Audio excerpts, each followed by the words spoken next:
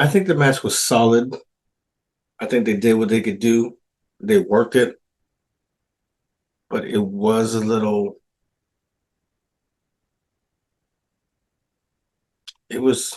I don't think it delivered like it should have. This is Santino Morel, and you're listening to Wrestling Behind the Curtain.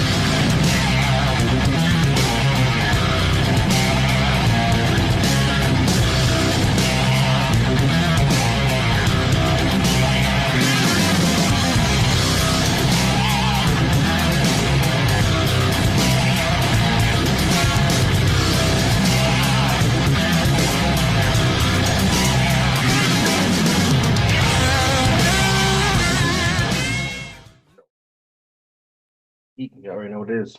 Happy Monday. So today, getting into JOB. So we're gonna make this quick. Give a little review of AEW Revolution. Make sure you like, share, subscribe, do all the good stuff. Get the merch, Patreon, all the good stuff.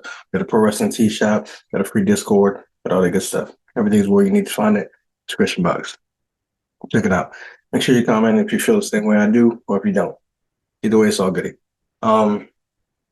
So Christian Cage versus Daniel Garcia. Good match. Chris Cage having a great run right now. Not really a revival of his career, but he's doing pretty good. So good match. Like I said, you know how to get you in and out, pause. So good match. Who's next? Eddie Kingston, Bryan Danielson. Not to be confused, Daniel Bryan, like Renee said, it's all good. Another good match. I feel like Eddie should have lost. I said that on predictions, but he didn't. So I guess they're gonna win with the ball. I guess he shouldn't have lost because Bryan Danielson pretty much said that he's getting ready to wrap up his career. So maybe he doesn't want a belt right now. He just wants to keep elevating talent. And he did say that Eddie Kingston has finally been putting in the work. So I can understand that. So I lost that prediction. The All-Star matchup thing. Don't really know what that was for. But I did say that Wardlow was going to win, and he did. Don't even really need to talk about that. It is what it is. And after that, matches started rolling. So Orange Cassidy versus Roderick Strong. Good match. Real solid. Really happy for Roderick. People keep on giving shit about Orange Cassidy. Don't know why. He's a solid worker. Very entertaining character. Whether you like it or not, doesn't matter. It's different. It's not the same old shit. So I don't know why y'all give slack. Plus, he elevated the championship. No one really was talking about the championship until, Pac pretty much had it. And FYI, Pac cut a promo. He's back. So we could talk about that later. But Roderick won. Happy for him. Celebration in the ring. All that goody goody. And who returns? Which there was speculation that he might not return because the injuries were too much. But Kyle O'Reilly. He came in, he gave us a little tease like he was going to attack Roderick, but he didn't. Then he whispered something in his ear, and he walked out. And we could speculate what the whispering was. Was it something for storyline purposes? So we can go into that later. Or was he basically, just whispering in his ear like, yo, I'm back. Like, this is crazy. Like, this is an ovation, but I'm out. We don't know. But he did look happy to be back. He looked genuinely emotional, so that's cool. He probably didn't think the fans will remember him or give him a pop, but they did. Coffee. Gotta get it. After that, what would happen after that match? Got my little shit folk tool. Oh, tag team match. FTR versus Blackpool. That was a very, very good tag team match. But usually I always get that with FTR and Blackpool Combat Club pretty much always deliver. You know, with John Moxley, it was going to be blood. And there was. Dax was busted open. Blood everywhere. I think personally, pardon me, it was a very good match. That's what I think personally. Um, Blackpool won, like I said. Now I don't know what this means because I've said it in previous streams or videos. FCR has been losing a lot. So one or two things are happening. One, they're about to retire or leave, or because they had that strong run of winning, maybe they're losing. I don't know. But it's weird that they're losing pretty much every match. But it was a great match. Match of the night, obviously, Will Ospreay. And I'm not even gonna try to say his name and disrespect him, but you know who it is. Ashita? But yeah, match of the night. You know Will was gonna deliver. You know he was gonna do what he does.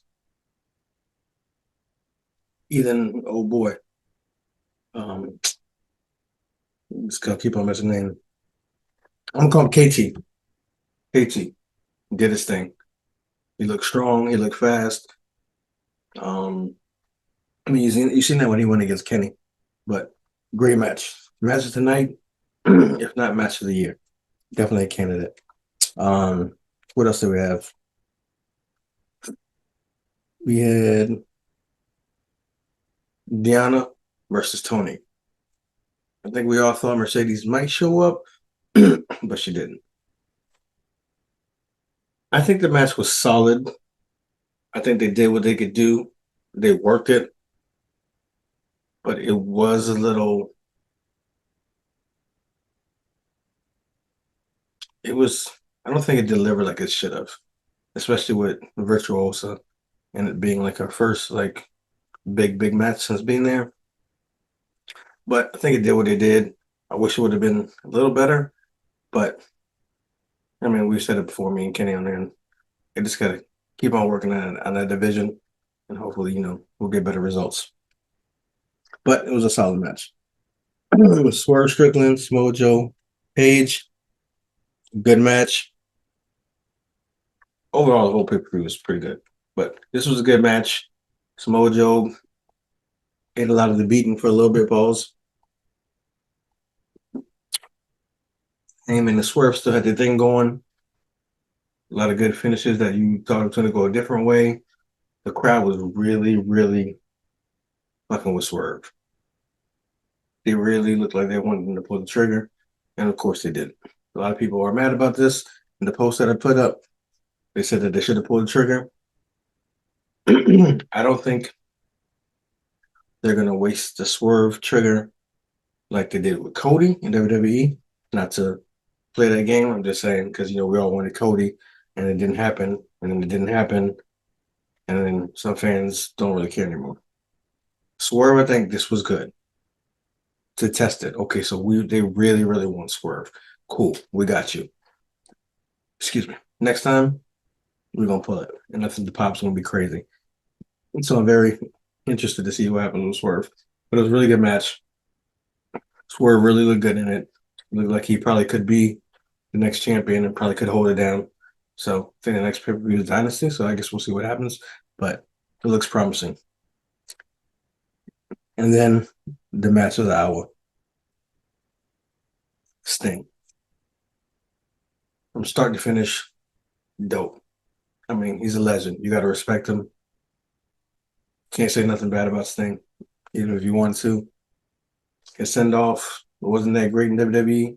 Again, not doing all that. Just say that to say that in the post interview, he said that he came to Tony because Tony had a good conversation with him, and he didn't really feel treated good in his last situation. So here he came. The beginning, sitting in the theater watching some of the old clips, coming into the ring. One of his sons being the iconic Sting, other one being Wolfpack Sting, and Sting coming out, fire. Talk all the shit you want about the Young Bucks. We don't, because Young Bucks, we know what they're worth. They did a really good job. They held it down for him. They made him look great. Sting did some wild shit, like he does, especially, I guess, going out on the Shield. That ladder spot was crazy. The super kicks was crazy. I mean, the man's like, what, 60-ish? So he did some wild stunts. Very, very respectful. And Darby Allin, let's not talk about it. Well, let's not forget about that. He did the spot already one time with Jeff. He decided to amp it, take it to the next level. Did it again without Jeff, without a body, without anybody there, just straight through the chairs, through the glass. His back was tore up. I'm gonna need you to slow down, Darby. I know you like that Daredevil thing, and it's dope. But if you want to have a couple more years, you have to chill out. But all in all, the spot was fire. And to my surprise, which I was wrong about, Sting won. I could see why, because going to the post press conference, when he said that he wasn't treated well, maybe that's why Tony said, "Yo, look, we want you to win, go out on top," which makes sense. But I was thinking he was going to lose because most older veteran wrestlers, the veterans, they like to lose, pass the torch, even though you don't have to really pass it to the young bucks. But they like to give back by losing, passing it on. So that's what I thought was going to happen, but it didn't. But watching the match, you couldn't be mad. It felt good to see Sting win. And again, in the post press conference, Tony already said, because there was any confusion, the tag team titles will be vacated. There'll be a tournament for it, and then we'll get new tag team champs. So I guess we'll see what happens then. But if y'all want to know why I'm sipping coffee so much, besides the fact that I love it, and it's Monday and I need it, try not to cough as much during this video, if y'all care. But all in all, pay-per-view was fire. I would give it out of 10. I would give it an 8. Because there were some downers, but it was still good. So I give it an 8 out of 10. You can tell me what y'all think about it, if I'm right or wrong, what y'all thought about the matches, what your favorite was, which one you didn't like.